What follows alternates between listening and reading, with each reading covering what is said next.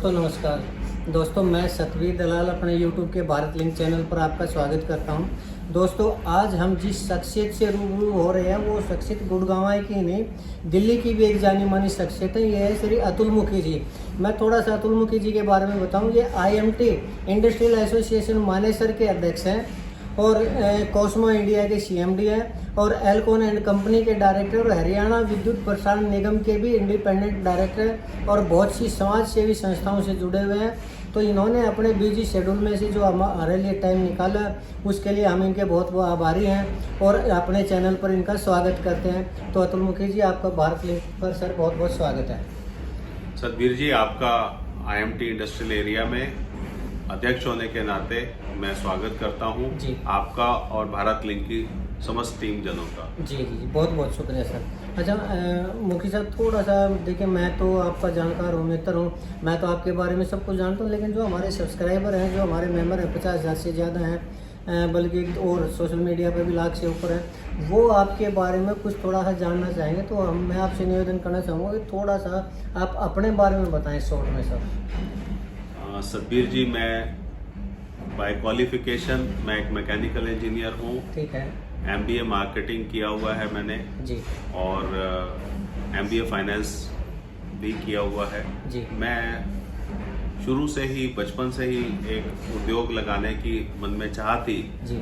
और वो चाह मेरे को यहाँ तक लेकर के आई। जी। मैंने अपनी छोटे से उद्योग को शुरू किया, 50 गज से काम शुरू किया और आज मानेसर में 2 यूनिट्स हैं मेरी अपनी। जी जी जी। और मैं इसको चला रहा हूँ। तब आपने शुरू किया सर, तब कितना टर्नओवर था आपका? कहाँ से शुरू किया था आपने, ताकि हमारे जो सब्सक्राइबर आपसे प्रेरणा ले सके, हमारी जनता? जब मैंने शुरू किया था तो मेरे पास टोटल 4 व्यक्ति काम करते थे। ठीक है। और वहाँ से हमने काम को शुरू किया था। जी। और प्रेरणा मिली जब दिल्ली के अंदर उद्योग बंद होने की कगार पर आ गए, तब हम लोग मानेसर के अंदर हमने प्लॉट अप्लाई किया। प्लॉट अप्लाई करके हम यहाँ पर आए और तब वो समय था कि जब मानेसर आने में भी डर लगा करता था। जी जी जी। यहाँ पर ना स्ट्रीट लाइट्स होती थी, ना कुछ होता था। जी जी। तब उस समय पर हम मानेसर में आए थे। जी। और तभी इंडस्ट्रियल एसोसिएशन का भी फॉर्मेशन तभी ही हुआ था। अच्छा अच्छा। ये कॉस्मो प्राइवेट इंडिया लिमिटेड है, इसमें क्या काम होता है सर और कितना टर्नओवर है आपका इसमें? लगभग 25 करोड़ के आसपास हमारा टर्नओवर है। बहुत बढ़िया। और हम लोग व्हील बैलेंसिंग वेट्स बनाते हैं कार मैन्युफैक्चरर्स के लिए। जी जी जी। और आपका ट्रेडिंग का भी है, वो क्या काम है? वो भी उद्योग से ही जुड़ा हुआ काम है।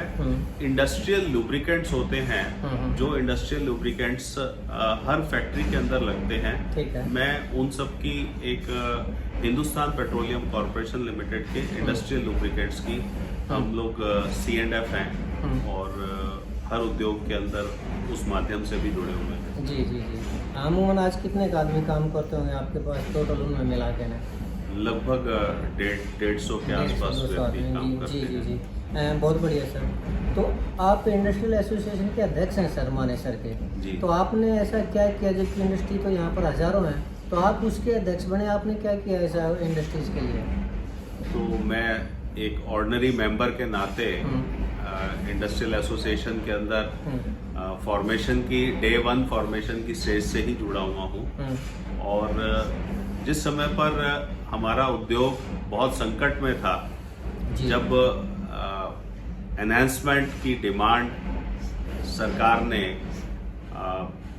हर उद्योग के ऊपर लगाई थी, जितने की हमारी प्लॉट की खरीद थी उससे ज़्यादा हम लोगों पर एनहांसमेंट की डिमांड क्रिएट करी थी। वो स्टेज के ऊपर हमने एक्टिवली पार्टिसिपेट किया और आज मुझे खुशी है कि जब हमने उस स्टेज के ऊपर लीगल चैनल्स में भी गए, गवर्नमेंट में भी गए, सेंट्रल गवर्नमेंट में भी रिप्रेजेंटेशंस दिए, तो आज हमें खुशी है कि दोनों सरकारों ने, हरियाणा सरकार ने भी, केंद्र सरकार ने भी आज जो एनहांसमेंट की फ्यूचर के लिए सारी डिमांड्स को हमेशा के लिए पॉलिसी बना दी जी। गई। हालांकि इसका फायदा हम लोगों को नहीं मिला, लेकिन देश के लिए ये हमेशा के लिए स्थापित हो गया कि कभी अनाउंसमेंट नहीं डिमांड पे करनी पड़ेगी। बहुत बढ़िया सर, बहुत बढ़िया। अच्छा, आप हरियाणा विद्युत प्रसारण निगम के इंडिपेंडेंट डायरेक्टर हैं सर, लेकिन बिजली इतनी ज़्यादा महंगी है, उद्योगपति ही चीख रहे हैं, चिल्ला रहे हैं कि महंगी बिजली है, महंगी बिजली है।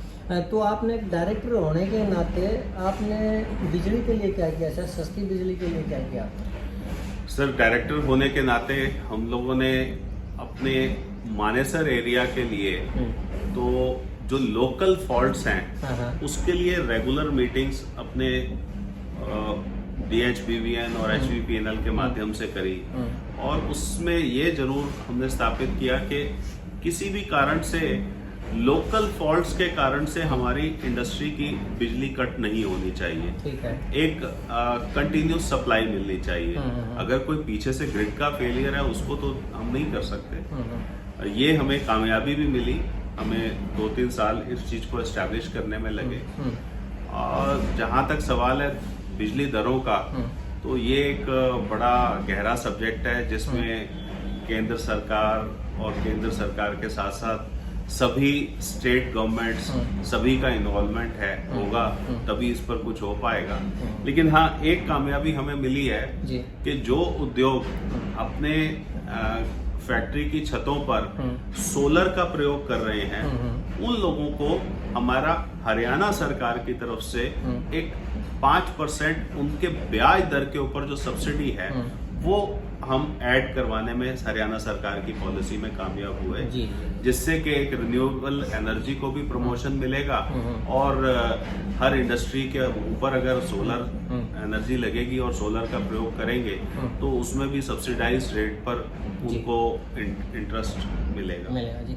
सर, आप इंडस्ट्रियल एसोसिएशन के अध्यक्ष हैं, लेकिन जहाँ तक कि मुझे पता है MSME सेक्टर की बहुत सी प्रॉब्लम है।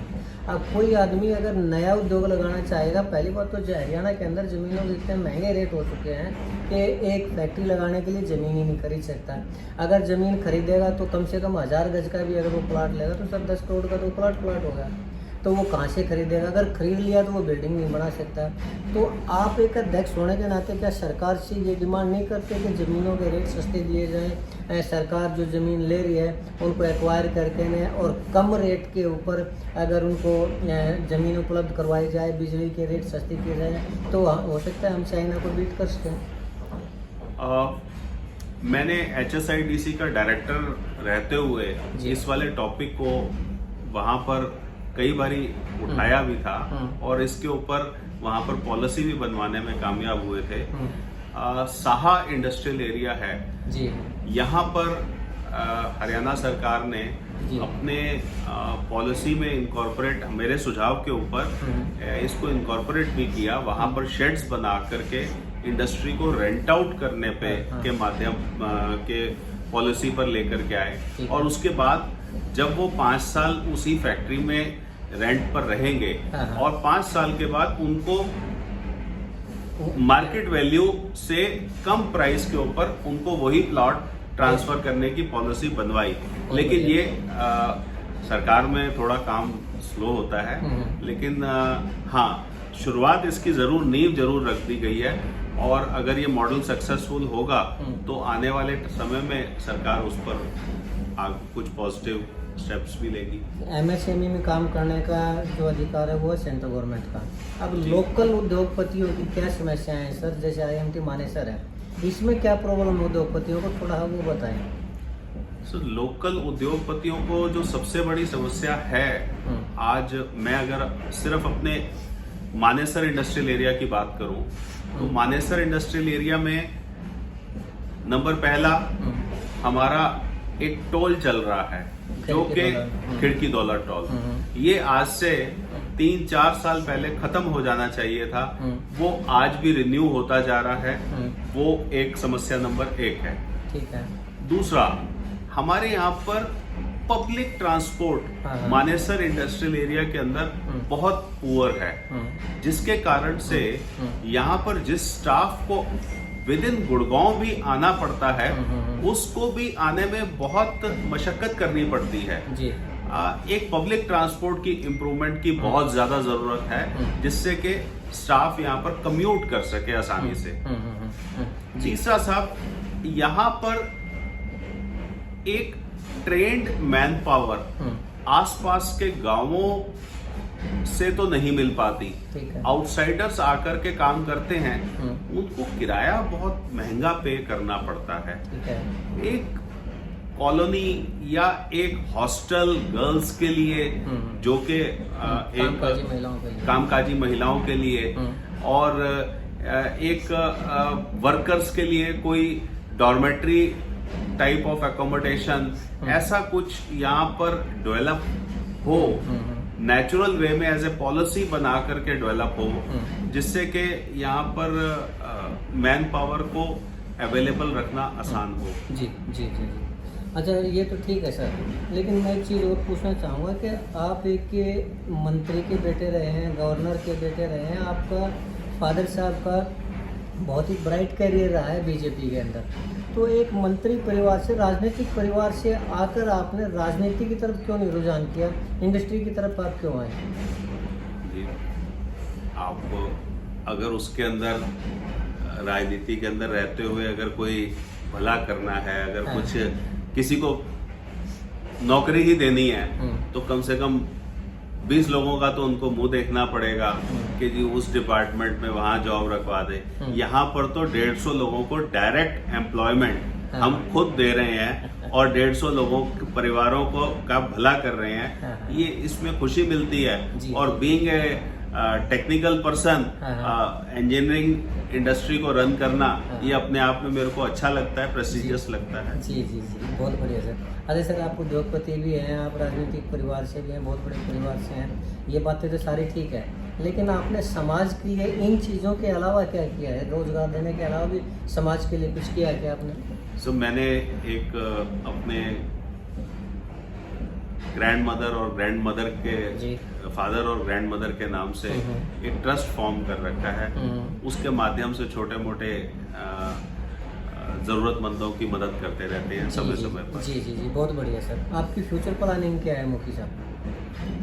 फ्यूचर प्लानिंग तो अपने बिजनेस को ही एक्सपोर्ट बिजनेस के अंदर बढ़ाना, और अगर सरकार में कोई किसी इंडस्ट्री डिपार्टमेंट में या कहीं पर कोई मौका मिलता है, तो जो मेरा इतने सालों का तजुर्बा है उससे पॉलिसीज के अंदर इनकॉर्पोरेट करा करके, उससे मैं ये चाहूँगा कि आने वाली इंडस्ट्री को लाभ मिल सके। जी जी जी, बहुत बढ़िया सर, आपने हमें टाइम दिया, इसके लिए बहुत बहुत शुक्रिया सर।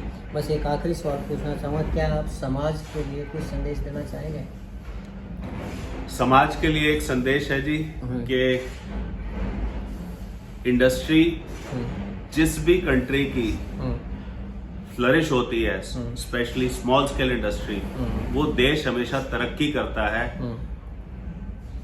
सरकार, यहाँ की पब्लिक, यहाँ की गवर्नमेंट में काम करने वाले स्टाफ मेंबर्स एक इंडस्ट्रियलिस्ट को एक इज्जत के दर्जे से देखें और उनकी मदद करें, क्योंकि वो एक इंडस्ट्री वाला पता नहीं कितने परिवारों की मदद कर रहा है। तो ये एक समाज के लिए एक मैसेज देना चाहूँगा। बहुत बहुत शुक्रिया सर आपका, आपने हमें टाइम दिया। तो दोस्तों, ये थे अतुल मुखी जी। आपने अतुल मुखी जी के विचारों को सुना, इनकी कार्यशैली को देखकर वास्तव में अतुल मुखी जी देश के लिए और युवाओं के लिए बहुत कुछ कर रहे हैं। इनके लिए ये बहुत ही साधुवाद के पात्र है, बधाई के पात्र हैं, और इन्होंने हमें टाइम दिया, इसके लिए इनका भी बहुत बहुत धन्यवाद। और आपने अतुल मुखी जी के विचारों को सुना, आपने हमारे इस वीडियो को देखा, इसके लिए आपका भी धन्यवाद। अगर आपको अतुल मुखी जी के विचार पसंद आए, अगर हमारा ये प्रयास पसंद आया, तो आपसे निवेदन है कि आप हमारे इस वीडियो को लाइक करें, शेयर करें, और दोस्तों हमारे चैनल को सब्सक्राइब जरूर करें। इसके साथ ही एक बार फिर से अतुल मुखी जी का और आपका बहुत बहुत शुक्रिया, धन्यवाद, नमस्कार, जय हिंद, जय भारत।